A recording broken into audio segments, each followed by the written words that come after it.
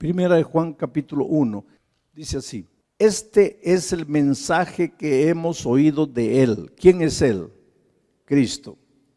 Este es el mensaje que hemos oído de Él, porque anoche se acuerdan que Juan dice, yo lo he tocado, yo lo he visto, yo lo he oído a Cristo, porque Él convivió con Cristo, ¿no es cierto?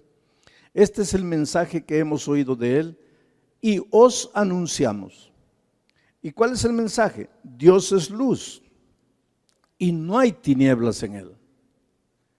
Si decimos que tenemos comunión con Él, con Cristo, porque hay mucha gente que dice, yo estoy bien con Cristo, yo ya le he entregado mi vida a Cristo, yo soy un cristiano. Entonces viene Juan y dice, si decimos que tenemos comunión con Él, pero andamos en tinieblas, pues mentimos, no practicamos la verdad. Pero si andamos en la luz, como Él, Jesús está en la luz, ¿cuál es la prueba de que estamos en la luz? Tenemos comunión unos con otros. Y la sangre de Jesucristo, su Hijo, nos limpia de todo pecado. La sangre de Jesucristo, sí, su Hijo nos limpia de todo pecado. Este es el texto. Ahora vamos a entender frase por frase, palabra por palabra, lo que está queriendo decirte Dios esta noche. Porque hay una cosa maravillosa. La Biblia, es verdad, fue escrita en tiempos antiguos, miles de años atrás. El otro día yo estaba viajando con un periodista en Brasil, en el avión, se sentó a mi lado, un periodista famoso, y cuando lo vi yo lo conocía, yo sé quién es, yo lo veo en la televisión todos los días, un comentarista, un hombre pensador, escribe en los más grandes periódicos, revistas del país. Y me sentí de cierta manera emocionado, porque dije, mientras voy de San Pablo a Brasilia, voy a tener la oportunidad de conversar con él. Y efectivamente comenzamos a conversar, y él se enteró que yo era pastor, porque yo le dije que era pastor. Y él me dice, pastor, ya que estoy aquí con un pastor, le voy a hacer una pregunta que siempre me ha intrigado. Ustedes creen en la Biblia, ¿no es cierto? Porque él es ateo, es un periodista ateo, y no niega que es ateo. Él declara en sus escritos todo que es ateo, no cree en Dios. Entonces él me dice, ¿ustedes creen en la Biblia, no? Le digo, sí. Ahora me dice, respóndame esta pregunta. ¿Cómo es que ustedes creen que un libro que fue escrito siglos atrás, porque cuando la Biblia fue escrita no había internet, no había celular, no había la tecnología de hoy, no había automóviles, no había aviones, ni siquiera había barcos? Cuando la Biblia fue escrita, el hombre vivía en el desierto. Entonces, ¿cómo un libro escrito tantos años atrás? En ese tiempo nadie usaba pantalón, nadie usaba traje, todo el mundo usaba túnica, nadie usaba zapatos, usaban unas sandalias. La Biblia fue escrita en ese tiempo. ¿Cómo un libro tan antiguo puede servir hoy? Si el mundo ha cambiado, la cultura ha cambiado. Y yo le digo, pues es fácil. El otro día yo le escuché a usted, le dije, comentar un asesinato terrible, porque por causa de la herencia de un padre millonario, 2 hombres pelearon y uno mató a su hermano.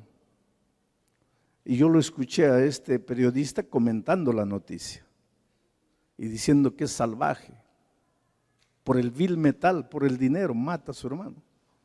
Y ahora yo le aproveché para decirle, ¿se acuerda que usted comentó la noticia de que un hermano mató a su hermano? Me dijo, sí. En la Biblia se cuenta que un hermano mató a su hermano. Y hoy un hermano mata a su hermano. ¿Cuál es la diferencia del hombre de allá con el hombre de aquí? Allá había soledad, tristeza, desesperación. Hoy día hay soledad, tristeza, desesperación. ¿Por qué la Biblia vale a pesar de haber sido escrita muchos años atrás? Porque el ser humano no ha cambiado. ¿Habían problemas familiares allá? hoy también hay problemas familiares. Los hijos se rebelaban contra los padres allá, hoy también lo hacen. Los hombres se traicionaban en ese tiempo, hoy también se traicionan. Había injusticia de los gobernantes contra el pueblo en ese tiempo, hoy también lo hay. Pues entonces, el ser humano no cambió, el corazón humano no cambió, y el mensaje de la Biblia vale hoy, porque el ser humano no cambió. Y este periodista, que es un pensador, me dice: pastor, tiene lógica, tiene lógica. Voy a leer una Biblia, por cultura, para ver. Le dije: mira, hace bien, solo que el vuelo dura 1 hora y poquito, y ya llegamos a Brasilia, me despedí de él. Pero querido, la Biblia es la palabra de Dios. Y lo bonito de la palabra de Dios es que todo lo que Él escribió, Dios escribió a través de los hombres que escogió en ese tiempo, vale para ti hoy. Por eso cuando tú lees la Biblia, no la puedes leer como un libro de historia pasada. Tú tienes que leer la Biblia y tratar de sacar qué es lo que Dios me está diciendo aquí, a mí. Porque cada uno de ustedes es un mundo diferente. De repente uno de ustedes tiene un ser querido en el hospital. A ver, en este momento, ¿cuántos de ustedes tienen un ser querido en el hospital? Levanten la mano. Tiene que haber, ¿está viendo? Ahí está, tiene que haber. Pero yo no tengo un ser querido en el hospital en este momento. Pero la Biblia les va a hablar a ellos esta noche. Pero yo puedo tener otro problema y la Biblia me va a hablar a mí. Si estás debiendo 3 meses de renta y no sabes cómo pagar, la Biblia te va a hablar esta noche. Si has perdido un hijito de 3 años con leucemia y tú te preguntas: ¿pero qué hizo de mal mi hijito para que muera? Dios es injusto. Pues la Biblia te va a hablar esta noche. Si tienes problemas, no puedes dormir en la noche, estás atormentado, te revuelcas en la cama, la Biblia te va a hablar. Lo bonito es que la Biblia responde todas las inquietudes del ser humano. Por eso, bienvenido al estudio de la Biblia. Ahora vamos a analizar el texto para ver lo que Dios nos está diciendo. Juan dice así: este es el mensaje que hemos oído de él. O sea, él va a predicar, porque ya les dije que la epístola de Juan es un sermón. Este es el mensaje que hemos oído de él. Yo he aprendido de Juan.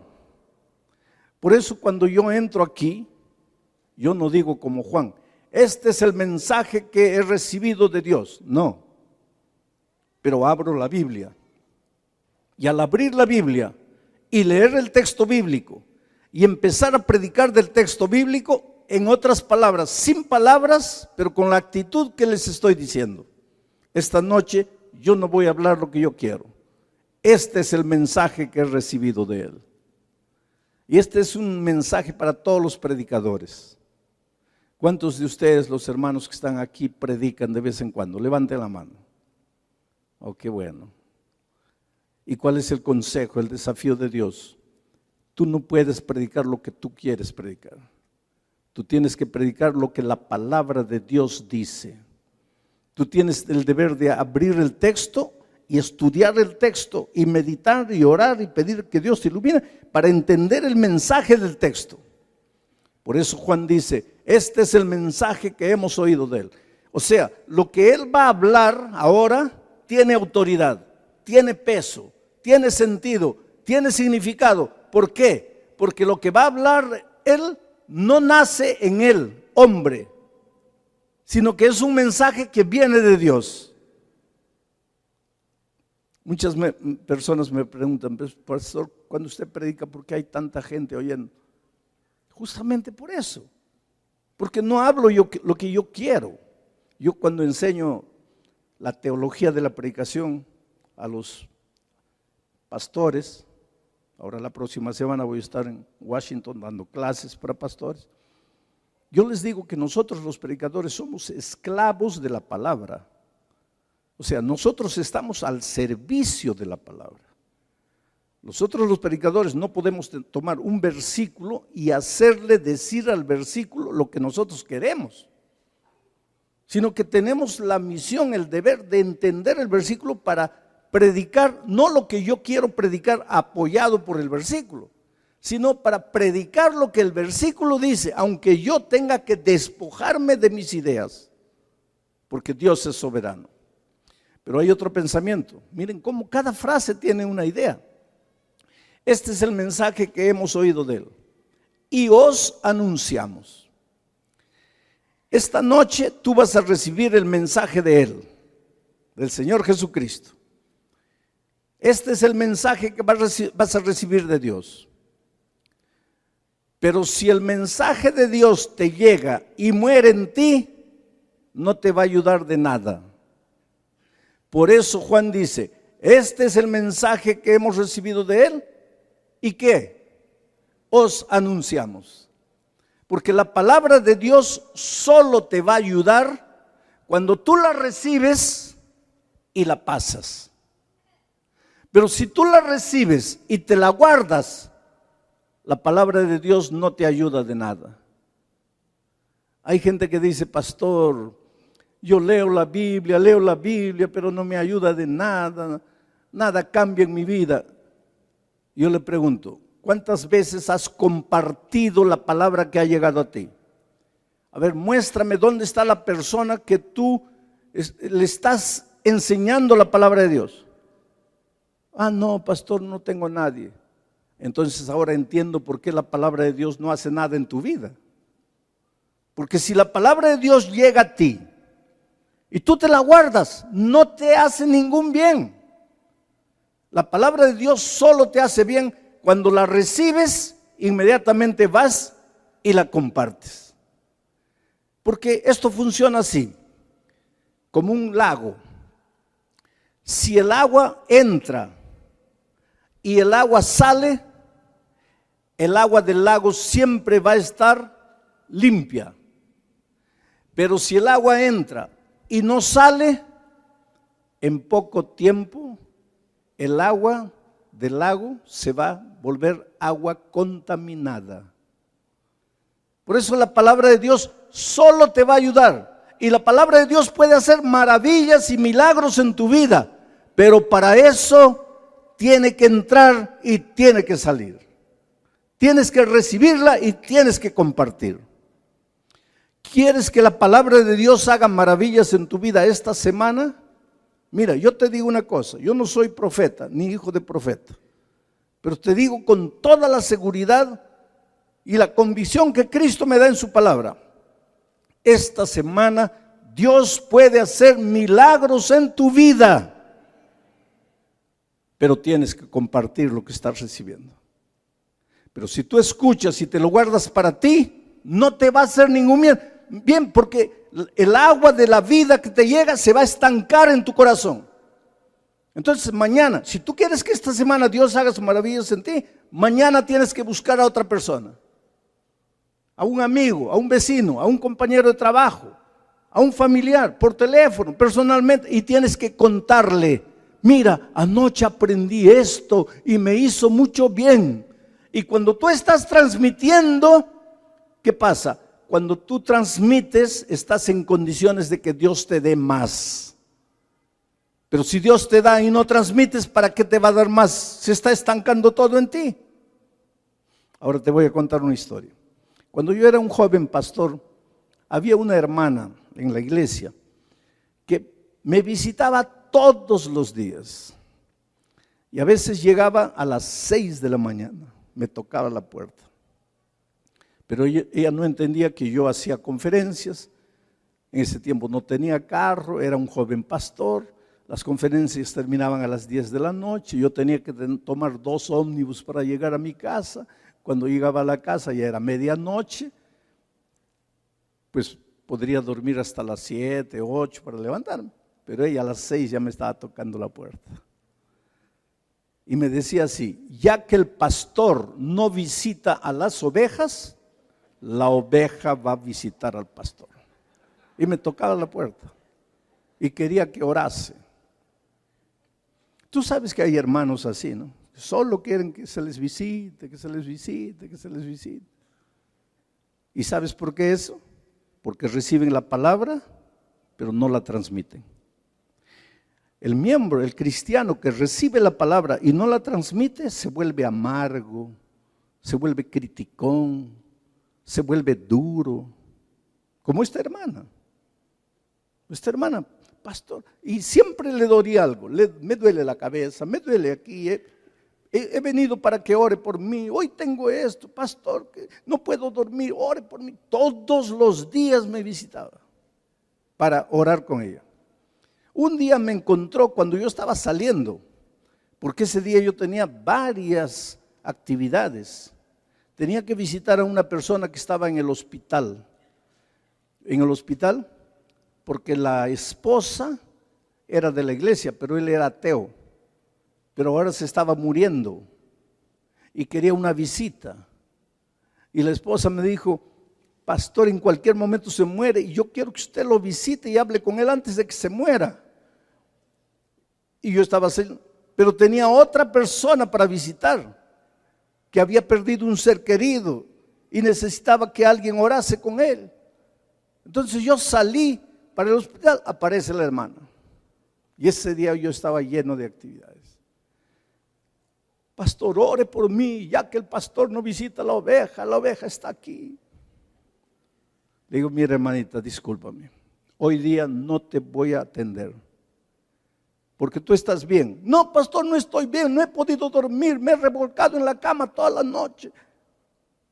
Pero yo tengo dos visitas importantísimas, uno que se está muriendo, tengo que correr, no tengo tiempo para usted ahorita.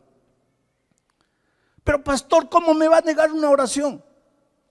Porque ella no quería una oracioncita de 30 segundos, ella quería una oración de 10, 15 minutos por ella. Si yo oraba cortito, ya me reclamaba. Entonces le digo, mire hermano, vamos a hacer una cosa. Mientras yo me voy al hospital, que es urgente, que se puede morir el hombre, usted va a visitar a este otro hermano, a esta hermana que ha perdido un ser querido y está triste ahí, y vaya, ayúdeme. Cuando usted termina, vuelve. Y yo para eso ya habré vuelto del hospital. Ahí yo hago la oración. Pero ahorita no puedo. Entonces agarró el papel, el nombre, la dirección y se fue. Y yo me fui. Y volví como a las 10 de la mañana. Ella no estaba.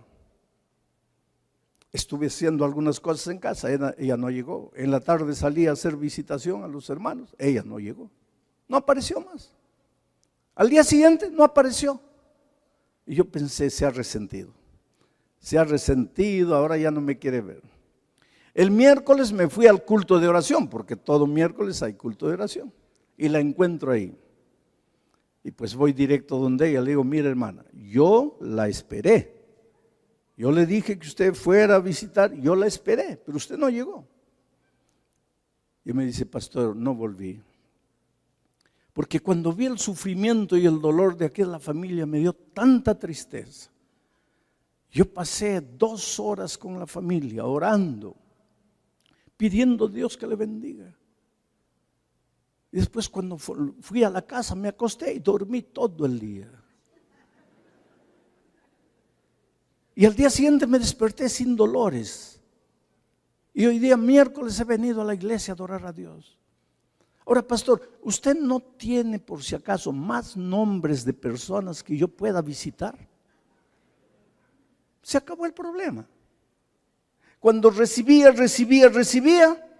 me duele aquí, me duele aquí, me duele aquí, no puedo dormir. Cuando recibió y transmitió a otro, se acabaron los dolores. Porque la palabra de Dios es así. Algunos de nosotros nos gusta escuchar sermón, escucha sermón, nunca pasa el mensaje para nadie. Entonces esa palabra no te hace nada. Ahí tú dices, no, pues la Biblia no funciona. Pero ¿cómo va a funcionar? Para que funcione, tú tienes que pasar la palabra de Dios para otros. Ahora, si ustedes hacen esto, mañana aquí ya no debe haber lugar para todos. porque si cada uno va a traer uno, imagínate. Pero es que eso te va a ayudar a crecer en tu experiencia espiritual. Bueno, Juan dice así: este es el mensaje que yo recibí de Dios, y para que funcione en mi vida, yo lo anuncio. Porque solo cuando anuncias el mensaje te ayuda a ti. ¿Y cuál es el mensaje que él va a anunciar? El mensaje que ha recibido de Dios. Dice: Dios es luz y no hay tinieblas en él. Dios es luz y no hay tinieblas con él. Esto es maravilloso. ¿Cómo te ayuda esto?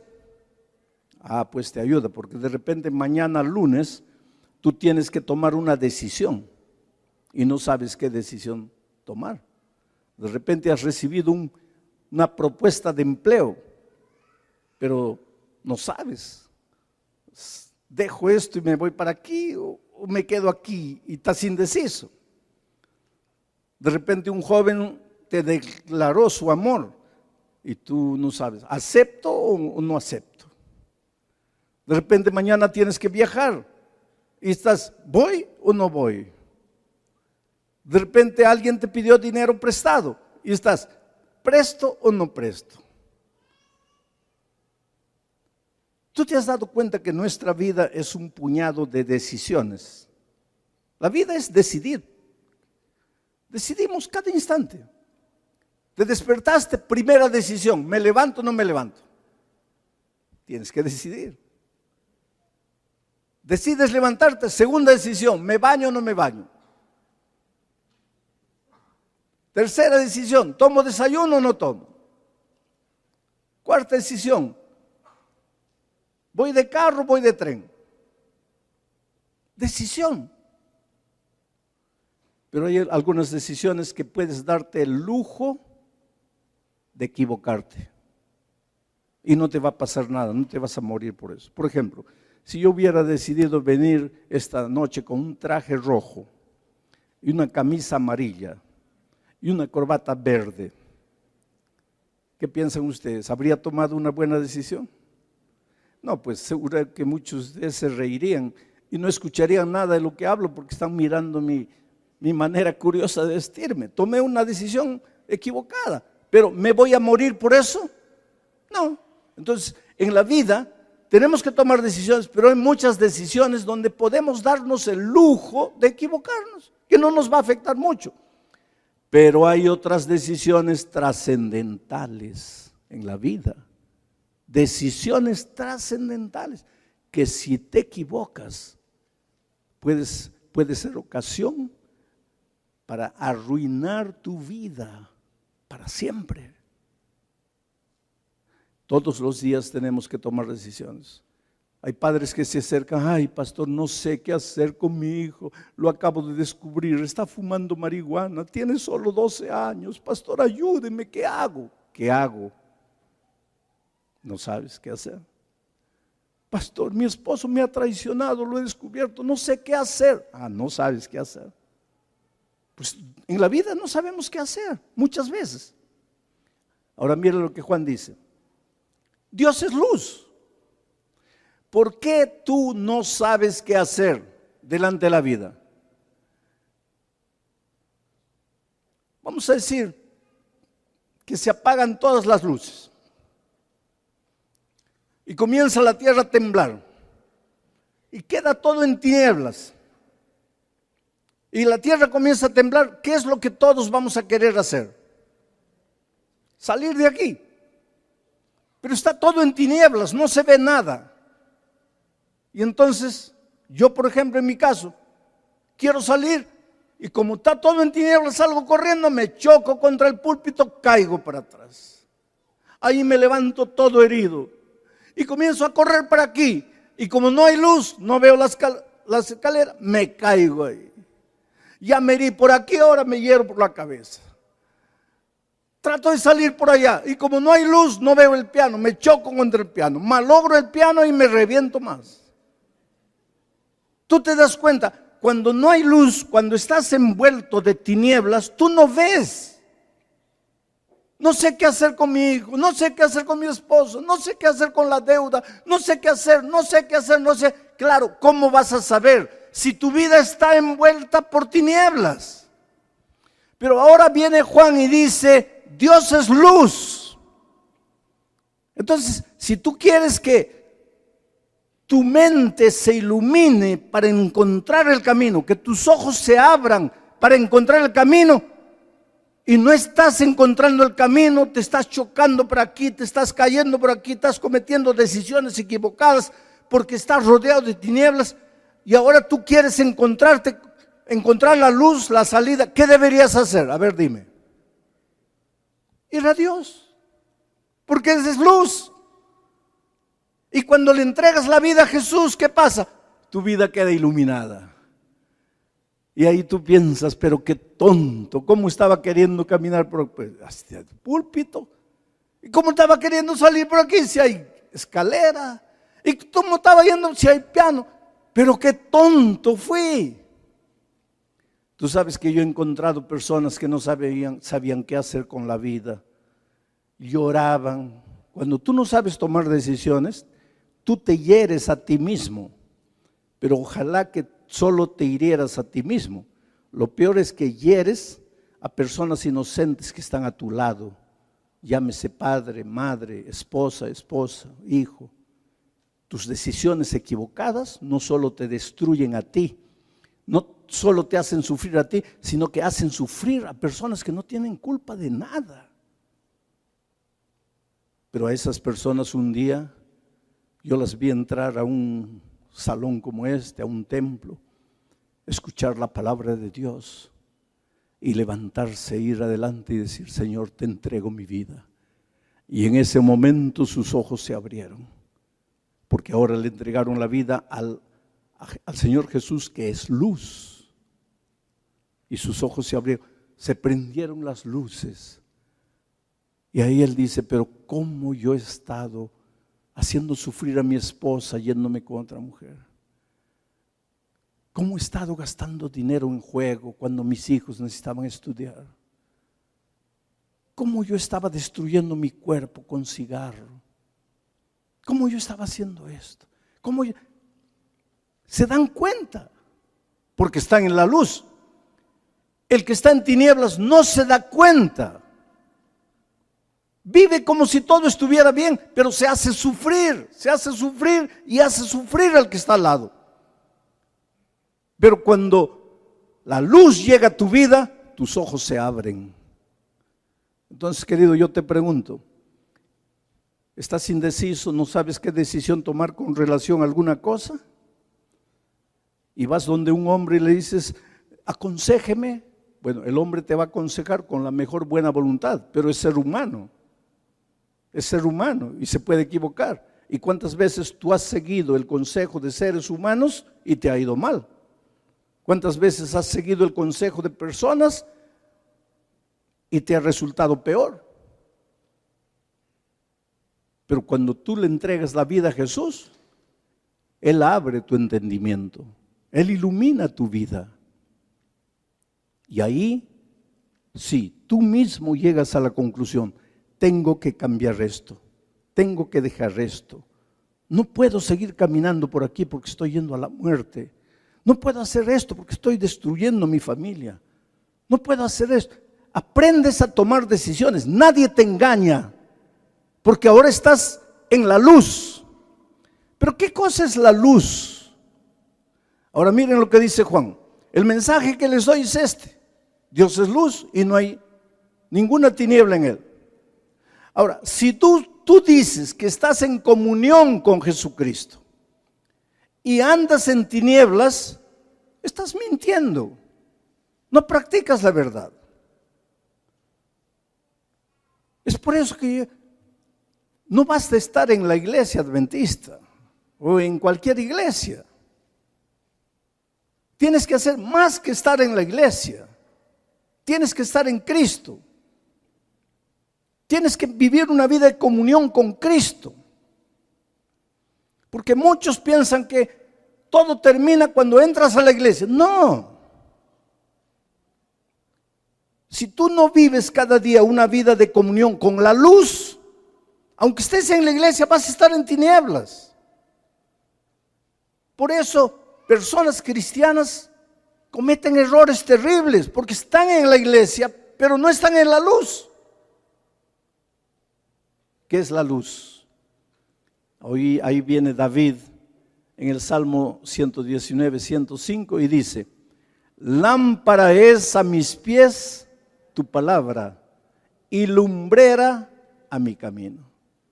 Ah, querido, cuando tú aceptas a Jesucristo, aceptas su palabra. Y ahora tu vida no se va a dirigir porque, yo creo que esto es bueno, yo siento que esto es bueno, yo pienso que esto, ya no así. Ahora tu vida se va a dirigir, ¿qué es lo que Dios quiere para mí? ¿Qué es lo que Dios dice? ¿Cómo debo comer? ¿Cómo debo andar? ¿Cómo debo caminar? ¿Cómo debo trabajar? ¿Cómo debo relacionarme? ¿Cómo debo casarme? Ya no hago las cosas por mi sentimiento. Lo que ilumina mi camino para no tropezarme es la palabra de Dios. Por eso, si tú aceptaste a Jesucristo o estás aceptando a Jesucristo esta semana, la primera cosa que tienes que hacer es comprar una Biblia y leer la Biblia. Y este es el manual de la felicidad. ¿Tú quieres ser feliz? Tienes que leer el manual de la felicidad. ¿Tú sabes lo que significa el manual de la felicidad?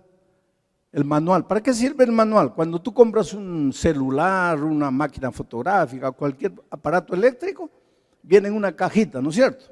Cuando abres la caja, lo primero que encuentras ahí es ¿qué cosa? Un librito que se llama Manual de Instrucciones. Ahora yo no sé qué es lo que haces, yo te voy a decir lo que yo hago. Abro la caja, agarro el librito y lo tiro. Agarro el aparato que compré y comienzo a manosear. Aprieta aquí, aprieta allá, aprieta. Y solo me acuerdo del librito ¿cuándo? Cuando ya malogré el aparato. No somos así. Ahora, tú no eres un aparato eléctrico. Tú eres ser humano, tú eres gente linda, maravillosa, tú tienes sentimientos, Dios te ama, tú eres especial para Dios.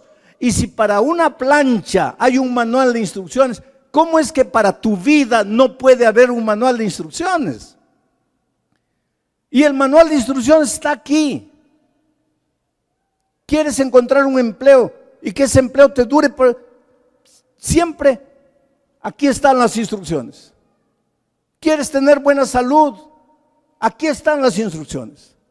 ¿Quieres dormir en paz en la noche, tranquilo, sin tener que tomar remedio? Aquí están las instrucciones. ¿Quieres ser un vencedor? Aquí están las instrucciones. ¿Quieres tener una esposa, casarte, ser feliz? Aquí están las instrucciones. ¿Quieres educar a tus hijos para gloria de Dios y felicidad de la familia? Aquí están las instrucciones para todo. ¿Quieres que el dinero te alcance, se multiplique en tus manos? Aquí están las instrucciones. El problema es que las personas quieren ser felices, pero no miran el manual de instrucciones. Dios es luz. Tienes que caminar en la luz. Su palabra es la luz. Su palabra ilumina tu camino. Y el resultado final de que has entregado tu vida a Jesús y de que has estudiado la palabra, mira, el resultado final, el resultado de todo eso es el versículo 7.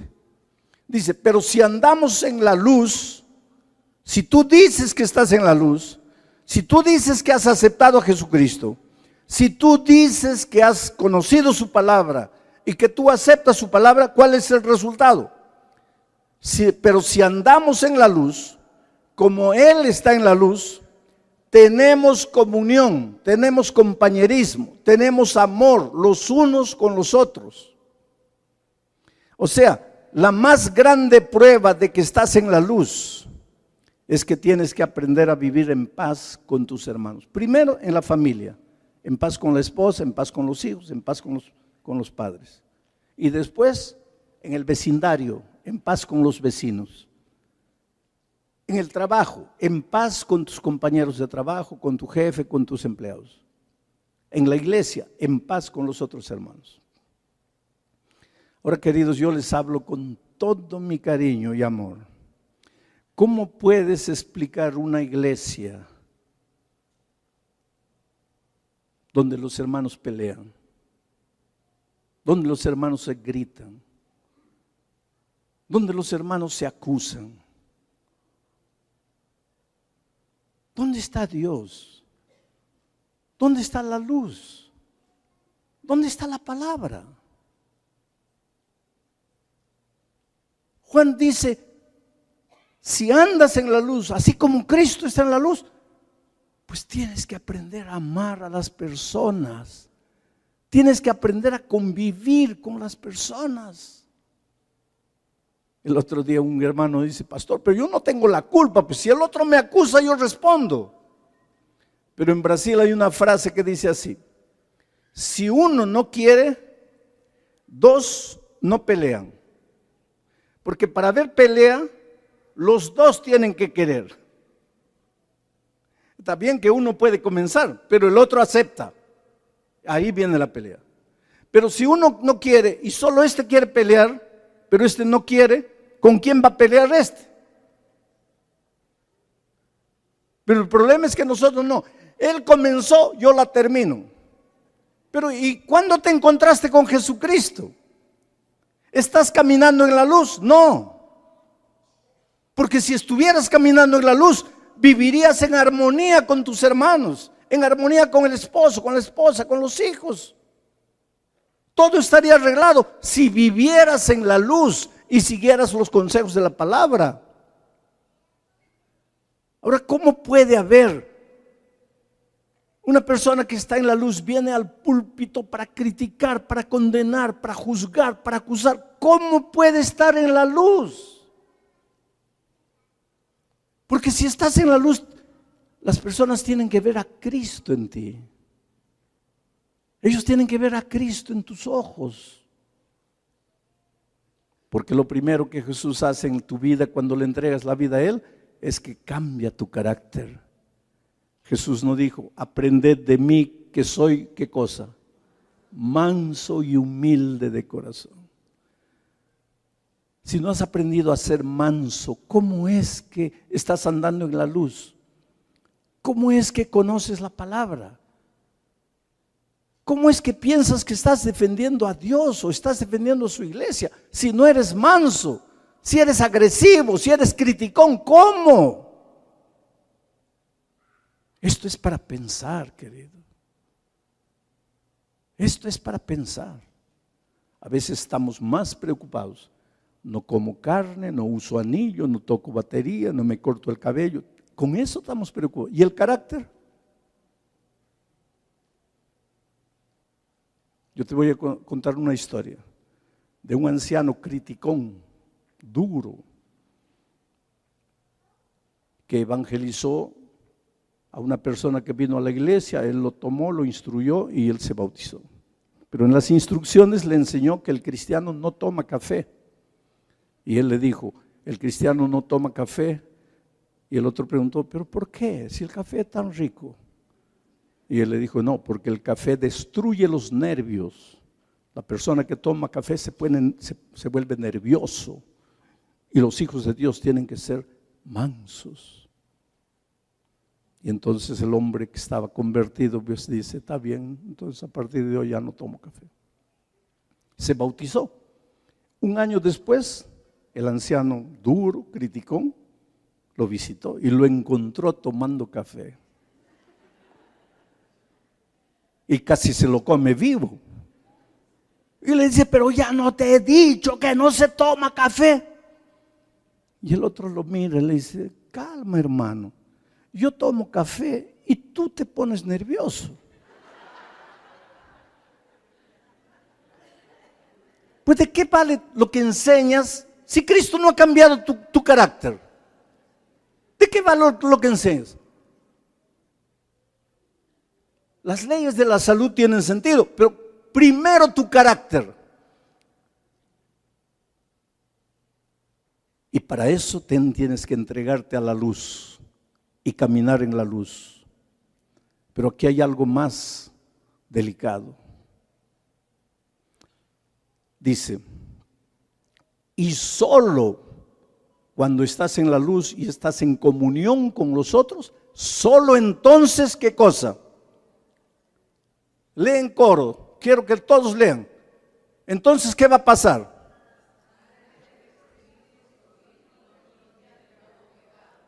Pero si no sabes vivir en armonía con el hermano, ¿la sangre de Jesús te limpia de todo pecado?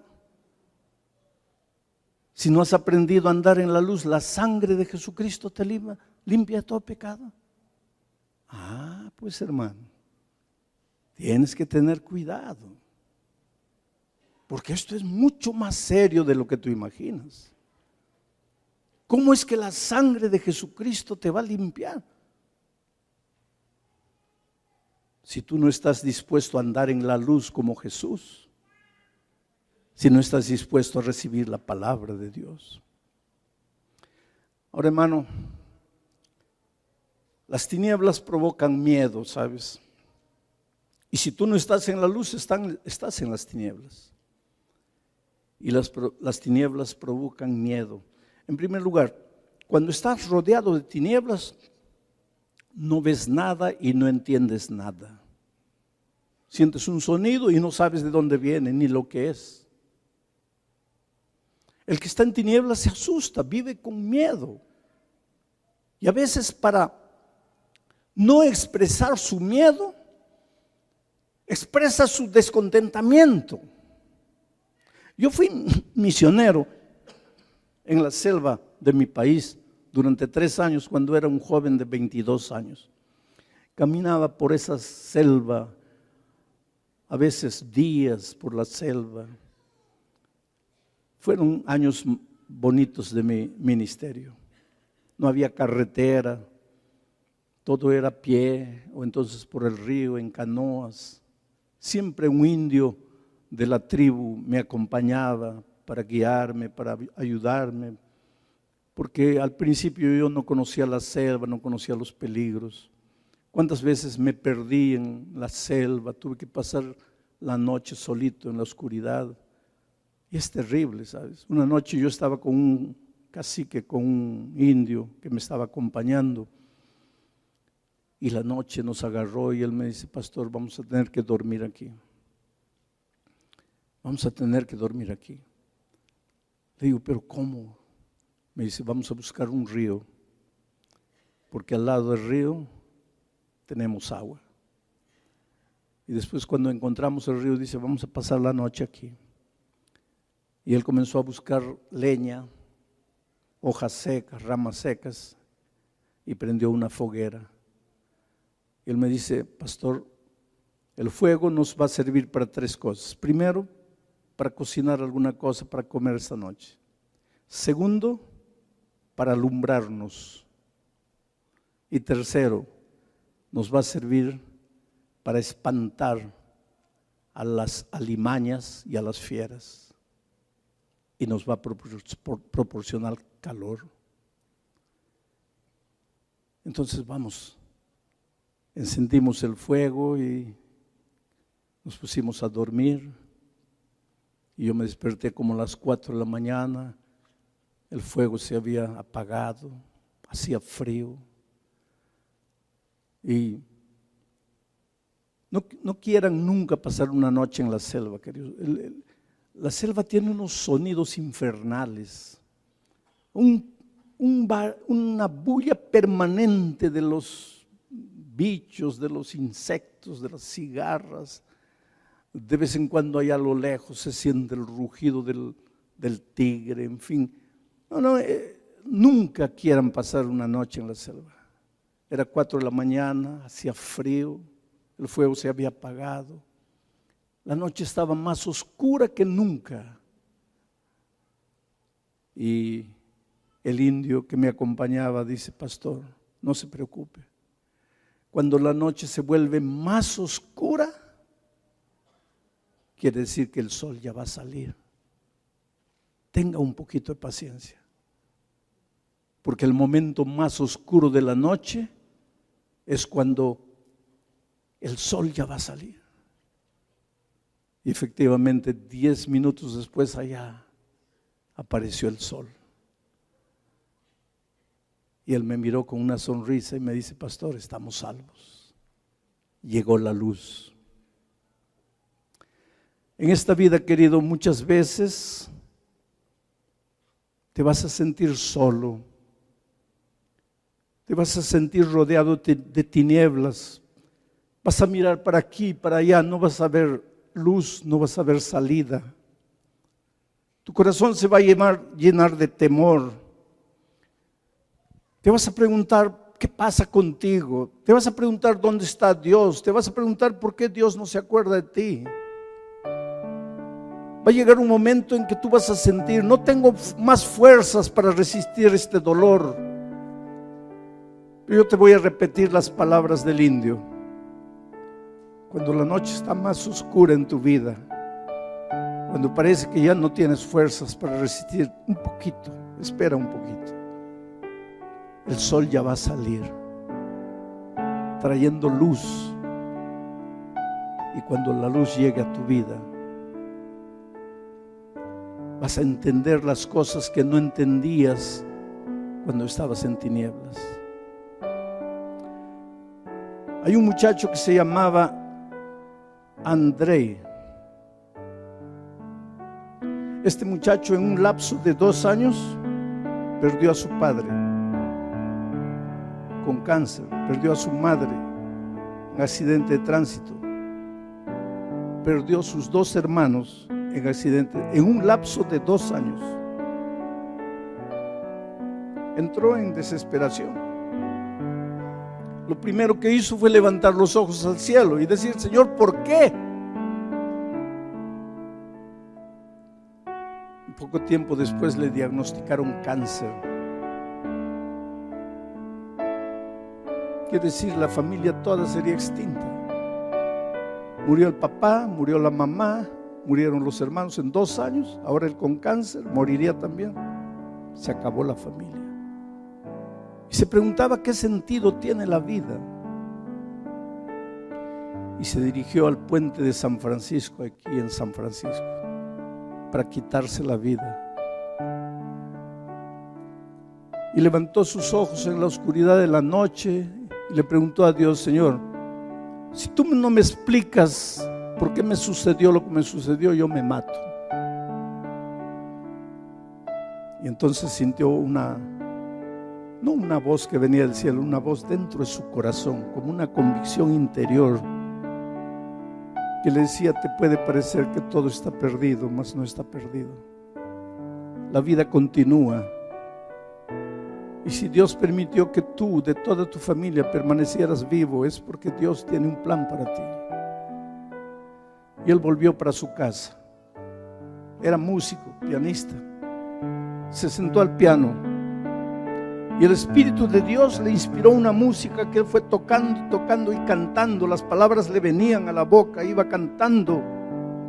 No tenía papel, nada. Él iba tocando el piano y cantando. Y tú sabes que esa música ha alentado el corazón de mucha gente en el mundo. Yo escuché por primera vez ese himno cantado en los labios de Del Delker.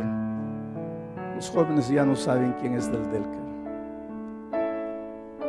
Y la música dice: a través del dolor fui que entendí el gran amor del Redentor. Yo pensaba que todo estaba perdido. Yo pensaba que ya no había sentido para mi vida. Pero hoy entiendo que el dolor tenía un propósito. Pero si esta noche tú quieres decirle: Señor, yo te entrego mi vida. Tú eres la luz, yo quiero andar en la luz. Yo quiero caminar contigo. Yo quiero que cambies mi carácter. Oh Señor, ilumina mi camino. Yo quiero estudiar tu palabra. Si quieres decirle eso a Jesús, yo te voy a pedir que te levantes y vengas aquí adelante, aunque seas una sola persona.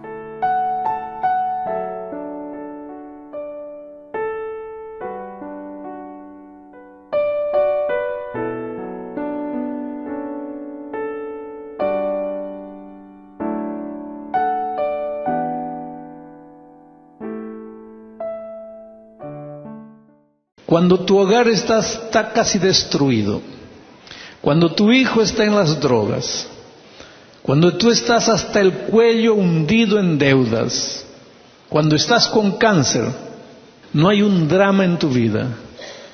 Por grande que parezca, por insoluble que parezca, no hay un drama en tu vida que Dios no pueda resolver. Solo que la manera como Dios quiere resolver tu drama es a través de su palabra. Y es por eso que esta semana vamos a estudiar la palabra de Dios, para ver cómo de una carta tan antigua que Pablo le escribió a los hermanos que vivían en Tesalónica, podemos sacar lecciones para nuestra vida hoy. Porque te digo una cosa, los habitantes de Tesalónica no eran muy diferentes de ti. Tenían dramas familiares, los esposos discutían, la gente se divorciaba, no había cocaína, pero había otros tipos de vicios que consumían a la juventud, habían problemas financieros, había enfermedad, había muerte, había soledad, había tristeza. Y cuando Pablo le escribió a los tesalonicenses, no estaba expresando conceptos teológicos, estaba presentando soluciones para sus dramas. Y esta semana, a través de esta epístola, tú vas a encontrar muchas soluciones para los dramas que tú vives. Vamos entonces a entrar al estudio de la lección. Dice así: Pablo, Silvano y Timoteo. Este Silvano es Silas, aquel que fue encarcelado con Pablo en la ciudad de Filipos. Pablo, Silvano y Timoteo escriben a la iglesia de los tesalonicenses. Hay una cosa interesante aquí. Silvano, Silas y Timoteo no escribieron nada. El único que escribió fue Pablo. Eso está probado. Silas y Timoteo estaban al lado de Pablo, pero no escribieron nada. Entonces, ¿por qué Pablo dice: Pablo, Silvano y Timoteo escriben a la iglesia de Tesalónica, si los otros dos no escribieron nada? Aquí está la primera lección espiritual que tenemos que sacar esta noche. Oh querido, cuando Cristo está en tu corazón, tú tienes la capacidad de ver que aunque el otro de manera práctica no hizo nada, solo por estar a tu lado ya forma parte de un equipo. No puede haber unidad en el matrimonio si Cristo no está presente. No puede haber unidad en la iglesia si Cristo no está presente. No puede haber unidad entre padres e hijos si Cristo no está presente. Pero cuando Cristo está presente, hay nobleza, hay altruismo, hay entrega, no hay egoísmo. Entonces Pablo comparte los honores de la carta con los otros, a pesar que los otros no han hecho nada. Si estás viviendo un drama terrible en tu matrimonio, la solución no está con un consejero matrimonial. Aunque un consejero matrimonial te puede abrir los ojos para darte cuenta del problema, pero la solución está en Cristo. Yo siempre digo que un hogar, para ser feliz, no necesita dos personas. No necesita solo un hombre y una mujer. Todo hogar que se forma solo con un hombre y una mujer está condenado al fracaso. Para que un hogar sea feliz necesita una tercera persona. Y esa tercera persona es Cristo. Porque solo Jesús es capaz de sacar del corazón humano la mancha miserable del egoísmo. Y solo cuando Jesús arranca el egoísmo de tu corazón estás en condiciones de perdonar y de pedir perdón, de comprender y ser comprendido, de dar una segunda oportunidad, de pedir una segunda oportunidad. Los hogares fracasan por egoísmo. Los hogares fracasan porque las personas llegan al altar queriendo ser felices, Pero cuando Cristo está en tu corazón, tú llegas al altar queriendo hacer feliz a la otra persona. Y la felicidad de la otra persona te hace feliz a ti. Pero tú nunca vas a entender eso si Cristo no está en tu corazón. Hablar de Jesús, para quien no conoce a Jesús, es hablar en inglés para quien solo habla español. No entiende, estás hablando de otra lengua, estás hablando de otro idioma. Oh querido, hay millones y millones de seres humanos en el mundo que viven solitarios, viven vacíos, viven desesperados porque no tienen a Cristo en el corazón y no saben que lo que les falta es Cristo. Una vez fui invitado a hablar con uno de los hombres más ricos del Brasil, uno de los hombres más millonarios del Brasil. Cuando entré al restaurante donde él me estaba esperando, me sentí emocionado porque además de ser rico es un hombre famoso.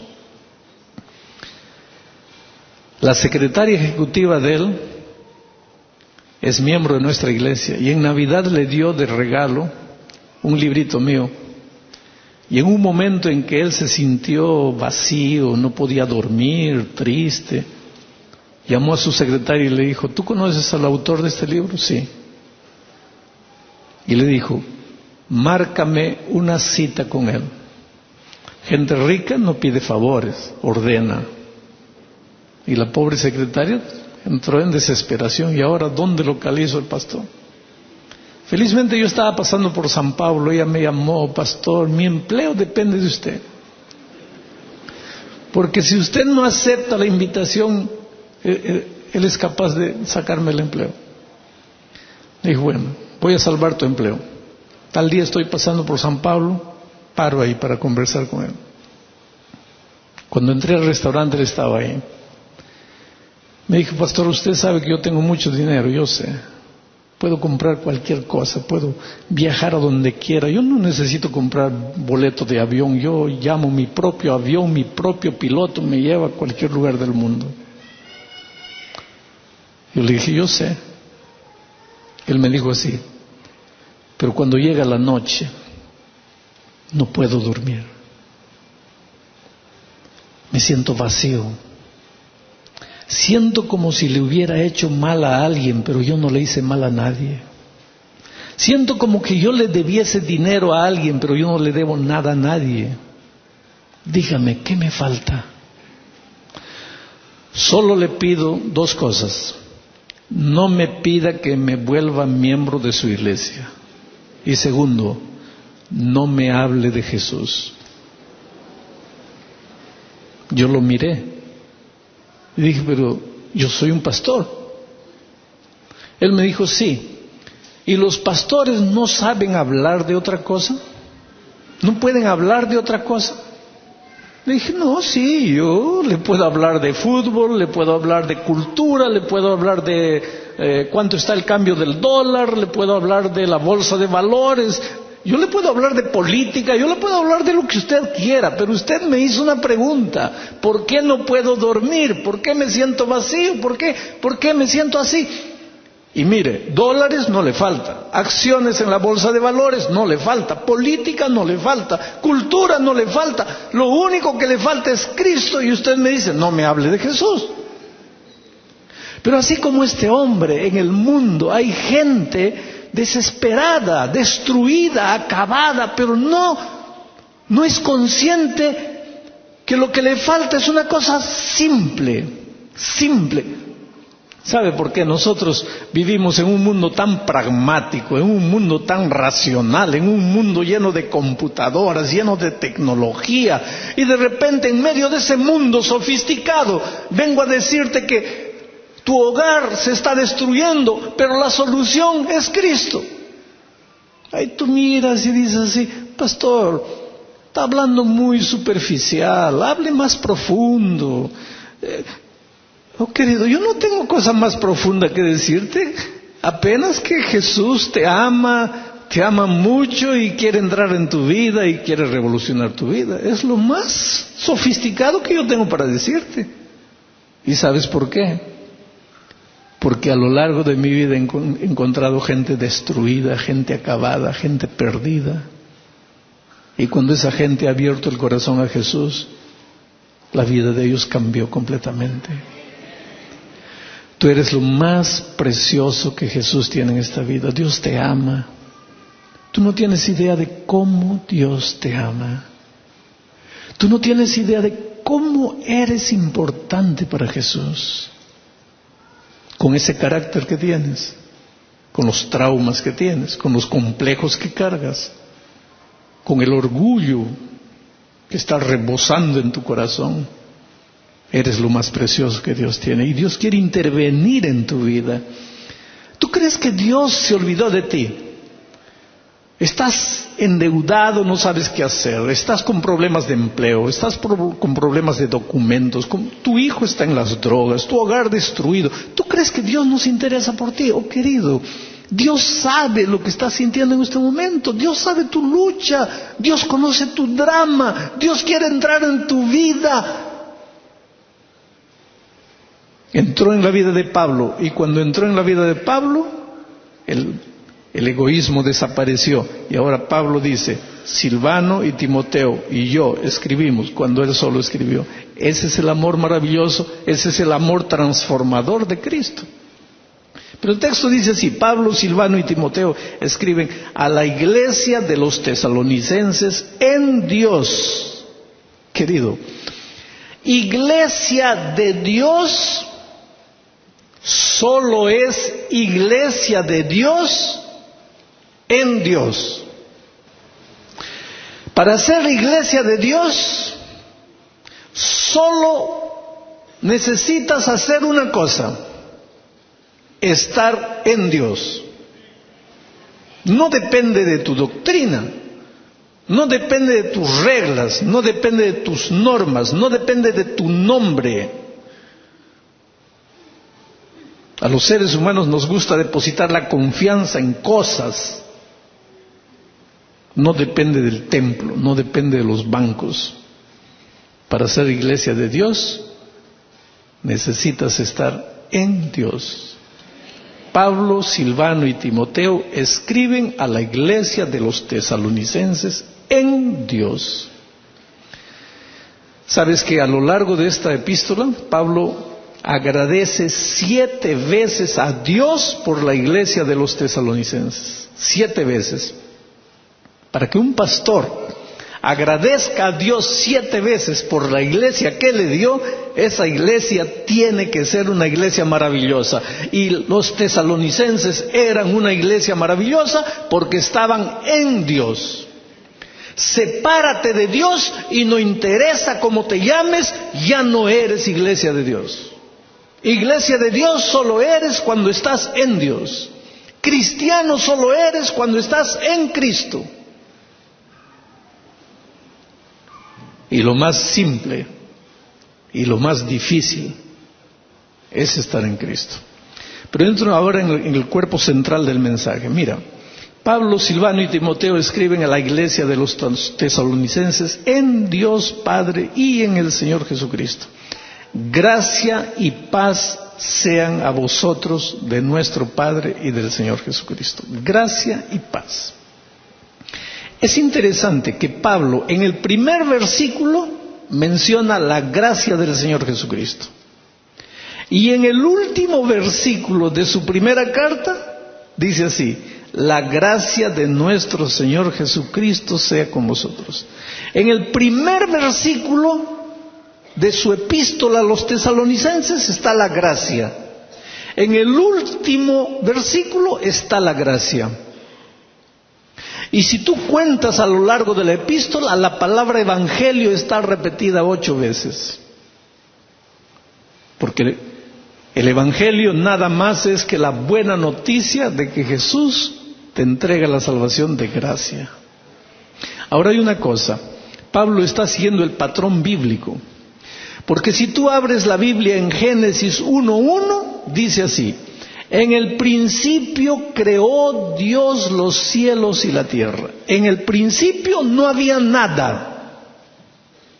En el principio solo Dios. El hombre no hizo nada. El hombre no creó nada. En el principio solo Dios creó todo y se lo entregó al ser humano de gracia. El tema de Génesis 1:1 es la gracia. Y si tú vas al último versículo de la Biblia, Apocalipsis capítulo 22, versículo 21, dice, y la gracia del Señor Jesucristo.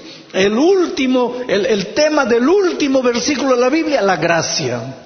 La gracia en el comienzo, la gracia en el fin. Cuando Pablo escribe su carta, coloca la gracia en el comienzo, la gracia en el fin. Y a lo largo de toda la Biblia, el tema de la gracia, como un hilo rojo, va atravesando cada una de las páginas de la Biblia. ¿Qué es gracia? Para entender qué es gracia, tienes que entender qué es misericordia. Por su misericordia, Dios no nos da lo que merecemos.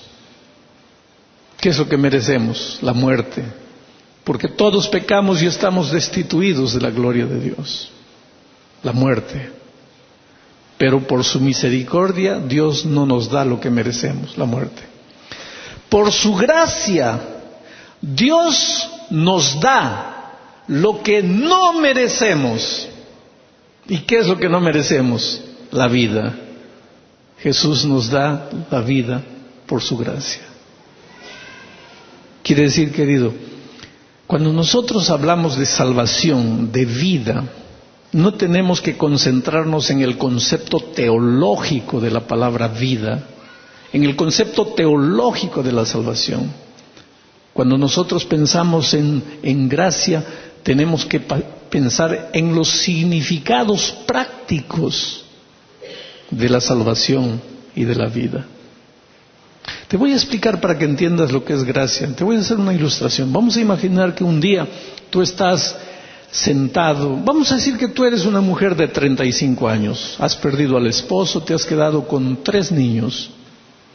A pesar del sufrimiento, del dolor y de los 3 niños, a los 35 años sigues siendo una mujer bonita, atrayente.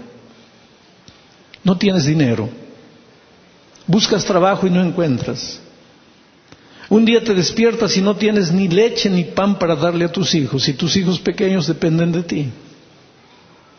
Y tú dejas al mayor al cuidado de los menores y sales a la calle a procurar empleo y les dices a tus hijitos, voy a volver, hijos, cuanto antes pueda voy a volver trayéndoles comida. Aguanten el hambre un poquito. La mamá va, pero vuelve. Y te vas.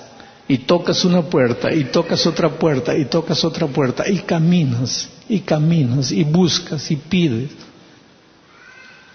Ya es 3 de la tarde, y no encontraste nada.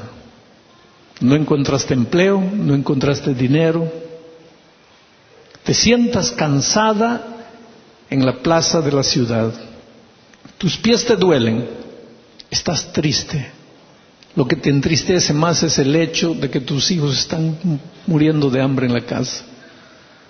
Desesperada, levantas los ojos a los cielos y dices, Dios mío, ten misericordia de mí. En ese momento aparece un hombre que nunca viste, nunca lo viste, y se sienta en el banco donde tú estás sentado. Tú lo miras de reojo, inclusive tú te retiras un poco más para el extremo del banco. El hombre se aproxima más hacia ti y tú te quedas pensando, ¿qué es lo que este hombre va a hacer? De repente el hombre abre una maleta y saca un paquete con $10,000 en billetes de 100 y te coloca en la mano. ¿Qué haces? Dime, ¿qué haces? ¿Que te mueres de ganas de agarrar el dinero? Yo creo que sí. Pero vas a agarrar el dinero de un desconocido. Yo creo que suben algunas preguntas a tu cabeza. Primero, ¿por qué me está dando dinero este hombre? Vamos a pensar en las posibilidades. Primera posibilidad, este es un millonario loco, perdió la razón y está distribuyendo dinero para todo el mundo. Esa es una posibilidad. Segunda posibilidad, este hombre quiere alguna cosa conmigo, Eres bonita, eres atrayente. Este hombre quiere alguna cosa conmigo. No me va a dar $10,000 si no está esperando alguna cosa. Pero existe una tercera posibilidad. Ese hombre que tú nunca viste, te conoce y te ama. Aunque tú no lo sabes, Él te ama. Y sabe el drama que estás viviendo. Y es por eso que te está dando $10,000. Ahora, querido, olvídate de la mujer. Un día tú y yo estábamos sentados en la plaza de este mundo, con el hogar destruido, con la vida destruida, con los sueños destruidos, con los valores destruidos, con los hijos destruidos, sin poder dormir, un vacío terrible en el corazón. Y de repente aparece Jesús trayéndonos la salvación. Y hay una cosa con la salvación que todavía tenemos que entender. Muchos piensan en salvación en términos de vida eterna que recibiremos cuando Jesús venga. Y es verdad, querido. La plenitud de la salvación la vamos a recibir cuando Cristo vuelva y recibamos la vida eterna. Pero esa es la plenitud de la salvación. Pero querido, cuando tú aceptas a Jesús, tú aceptas la salvación. Y cuando la salvación llega a tu vida, la salvación es un paquete que involucra bendiciones espirituales, pero también involucra felicidad en el matrimonio, buena salud, felicidad en la vida financiera, felicidad en las relaciones sociales, felicidad en la vida profesional. Y ese aspecto de la salvación algunos cristianos no han entendido o no quieren entender. Porque cuando piensan en la salvación, piensan solamente en términos espirituales. Pero querido, tú vives en este mundo y Dios quiere intervenir en tu vida en esta tierra. Y Dios quiere que tú tengas un buen empleo y que el dinero se multiplique en tus manos y que tengas una linda familia y que tus hijos crezcan como árboles a la orilla del río. Dios quiere plenitud, exuberancia, gozo. Él dice, yo he venido para que tengan vida y la tengan en abundancia. Él dice, si tú eres fiel devolviéndome lo que es mío, yo abriré las ventanas de los cielos, derramaré sobre ti bendiciones hasta que sobreabunde. Él dice, yo te haré cabalgar por las alturas de la tierra y te daré a comer la heredad de Jacob. Oh querido, la salvación no tienes que ver solamente con la vida eterna cuando Cristo venga. Eso sí, es la plenitud de la salvación. Pero cuando tú aceptas a Jesucristo hoy, el Señor Jesucristo entra en tu vida trayendo un paquete de bendiciones. Bueno, tú estás sentado en la plaza de la vida y aparece el Señor Jesucristo trayéndote la salvación. No te trae $10,000, te trae la salvación. No cuesta oro y plata, costó su sangre preciosa. ¿Por qué te da la salvación? Existen tres posibilidades. La primera, él está loco y no sabe cuánto cuesta la salvación. Pero querido, esa posibilidad no puede funcionar, porque ¿cómo él no va a saber cuánto cuesta la salvación si fue él que murió en la cruz del Calvario? Entonces, primera posibilidad, descartada. Segunda posibilidad, te está dando la salvación porque quiere alguna cosa contigo. Ahora dime, en sana conciencia, ¿qué cosa de bueno tú tienes para darle a Jesús? Mira tu corazón. ¿Qué cosa maravillosa hay dentro de tu corazón? Mira tu cabeza. ¿Qué pensamientos tan lindos hay dentro de tu cabeza? Yo siempre digo que si yo muriese y cremase en mi cuerpo, no daba un puñado de ceniza para abonar esa flor. Eso es todo lo que yo soy. A veces, querido, acostado en mi cama, miro al cielo y digo, Dios mío, ¿por qué me amas? ¿Qué hay de bueno en mí? ¿Qué hay de bueno en mí?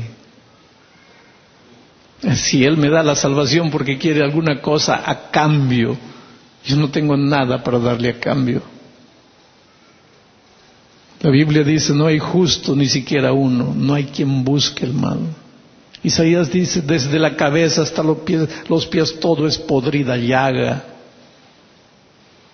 ¿Qué podemos darle?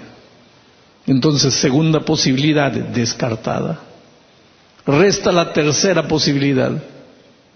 Él te está dando la salvación porque aunque tú no lo conozcas, porque aunque tú no lo sepas, Él te ama mucho. Y yo quisiera que tú coloques en tu cabeza eso. Hay momentos en esta vida, querido, cuando estás llorando y nadie se da cuenta que estás llorando. Tú estás aquí, las personas ven tu cuerpo, ven tu rostro, pero nadie es capaz de ver tu corazón. ¿Quién sabe lo que estás sufriendo?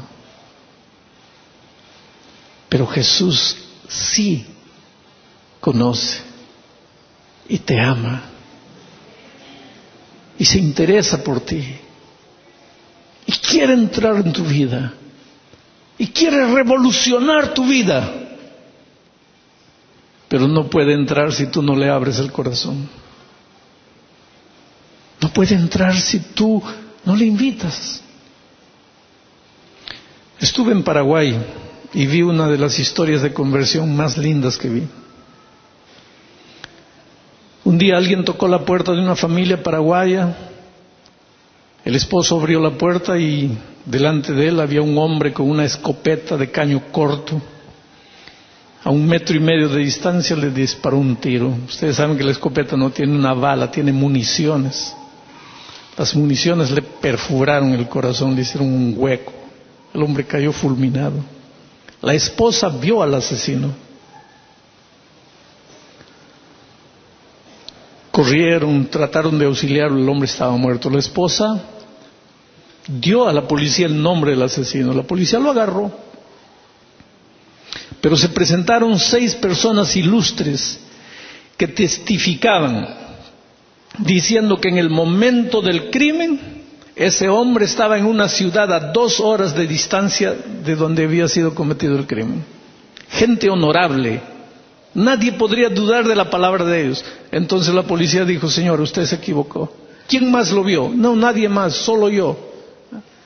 Su palabra contra la palabra de 6 que dicen que lo vieron a él en un lugar a 2 horas de aquí, usted está equivocado.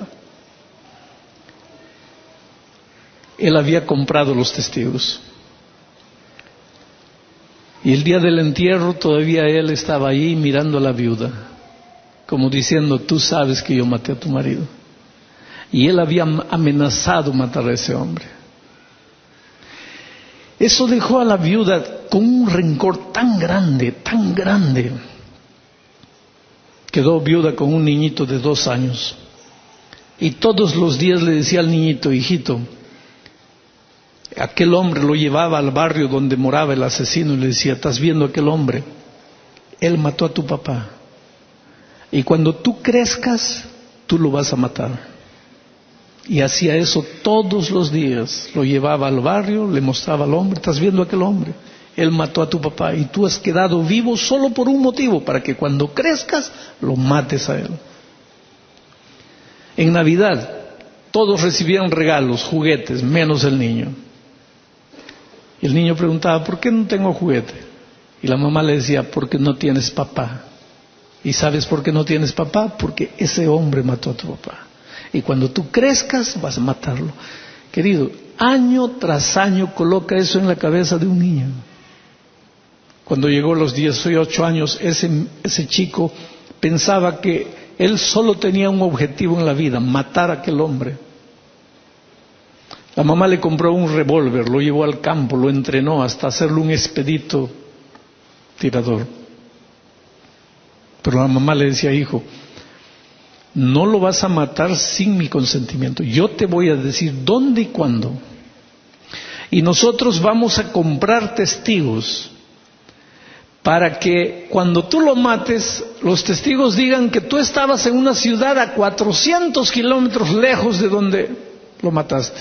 Quiere decir, él va a morir de la misma manera como mató a tu padre. Llegó el momento Y la mamá lo llamó y le dijo: hijo, ahora comienza a seguir al hombre, sigue sus pasos, estudia para que veas el momento exacto en que lo vas a matar. Fue así que el muchacho empezó a seguir a este hombre. Cuando él salía de la casa, lo estaba acompañando y lo seguía. Ahora, lo que la madre nunca le dijo al muchacho es que unos años atrás el asesino se presentó delante de la señora y le dijo: señora, yo vine a pedirle perdón porque yo maté a su esposo. Ella lo miró y le dijo: yo sé que tú mataste a mi esposo. Tú engañaste a la policía, tú engañaste a todo el mundo, pero a mí no. Yo te vi, tú mataste a mi esposo. Pero mira, tú no pierdes por esperar, porque tú vas a morir de la misma manera que mataste a mi esposo. Espérate ahí. El hombre le dijo: mire, yo he encontrado a Jesús. Yo quiero bautizarme, pero no puedo bautizarme sin confesarle esto, y quisiera que usted me perdone. La mujer le dijo: si depende de mí te vas a perder, te vas a quemar en el infierno. Yo no te voy a perdonar. Espérate, que tú vas a morir de la misma manera que mataste a mi esposo. Porque cuando este hombre conoció el Evangelio, se presentó al pastor queriendo ser bautizado y dijo: pastor, antes de ser bautizado quiero decirle que yo cometí un asesinato. El pastor le dijo: bueno, anda a la policía y confiesa. Él fue a la policía. Habían pasado más de 10 años, el crimen había prescrito, él ya no podía ser juzgado, quedó libre. Entonces el pastor le dijo: ahora busca a la señora y pídele perdón. Él fue y buscó a la señora. Después volvió al pastor y le dijo: mira, ya fui, pero ella no me quiere perdonar. Entonces el pastor le dijo: yo te voy a bautizar. Y lo bautizó. Y ahora este era un buen miembro de iglesia. Pero la madre nunca le contó al hijo este incidente. Así, cuando llegó el momento de seguir al hombre, el muchacho comenzó a seguirlo, y una noche lo siguió, y el hombre entró a una iglesia, porque era miembro de la iglesia. Y el muchacho entró atrás y se quedó sentado ahí atrás. Y esa noche un pastor estaba predicando y el evangelio tocó el corazón de aquel hombre. Y mientras el pastor predicaba, el hombre sufría y sufría. Y cuando el pastor hizo un llamado para que las personas acepten a Jesucristo, él luchó, pero no se levantó. La siguiente noche volvió, la otra noche volvió. Y él decía: yo estoy volviendo porque estoy siguiendo al hombre a quien voy a matar. Mentira. La cuarta noche, él ya no volvía por querer matar al hombre. Él volvía porque le interesaba escuchar el tema. El Espíritu de Dios estaba trabajando. Yo siempre digo: mira, cuando tú entras al perímetro divino, el Espíritu de Dios ya empieza a trabajar en tu corazón y no tienes para dónde irte. Y ese hombre sufrió. El jueves en la noche, cuando el pastor llamaba y llamaba, de repente el pastor dijo así: tú eres un hombre desesperado, eres un hombre vacío, tú no sabes lo que es vida. El Señor Jesucristo quiere entrar en tu corazón, quiere renovar tu vida, quiere darte vida de nuevo, quiere abrirte los ojos para que entiendas lo que estás haciendo. Este es el momento, entrégale el corazón a Jesús. Jesús no puede entrar a tu vida si tú no quieres, tú tienes que abrirle el corazón a Jesús. Las personas venían, y el pastor de repente dijo: yo siento que hay alguien que está luchando en este momento con la voz de Dios. Y el hombre no pudo más. Dio un grito como si alguien lo hiriese, y vino andando por el corredor y llegó aquí adelante donde había bastante gente, y lloraba, pero lloraba a gritos. De repente sintió que alguien lo abrazaba. Un diácono, al verlo llorando, salió y lo abrazó para confortarlo. El muchacho levanta los ojos para ver quién lo estaba abrazando, y quien lo estaba abrazando era el asesino de su padre. Y el muchacho dio un paso atrás y gritó delante de toda la iglesia: asesino, tú mataste a mi padre. Y metió la mano al bolsillo y sacó el revólver. Y llorando le dijo: he vivido solo para matarte. Tú mataste a mi padre cuando yo era un niño de 2 años. Yo no conocí a mi padre, pero vas a morir. Yo viví solo para este día. Llegó tu hora, vas a morir. El diácono lo miró y le dijo: hijo, yo maté a tu papá, pero yo no conocí a Jesús. Si yo hubiera conocido a Jesús, nunca hubiera hecho lo que hice. Tú no sabes las noches de tormento que he vivido. Tú no sabes cómo he pedido perdón a Dios. Tú no sabes cómo me arrodillé delante de tu madre pidiéndole perdón. Si tú piensas que eso te va a hacer bien, mátame. Pero después vas a vivir como yo. Tú viniste aquí adelante entregándole la vida a Cristo. Deja que Jesús entre en tu vida.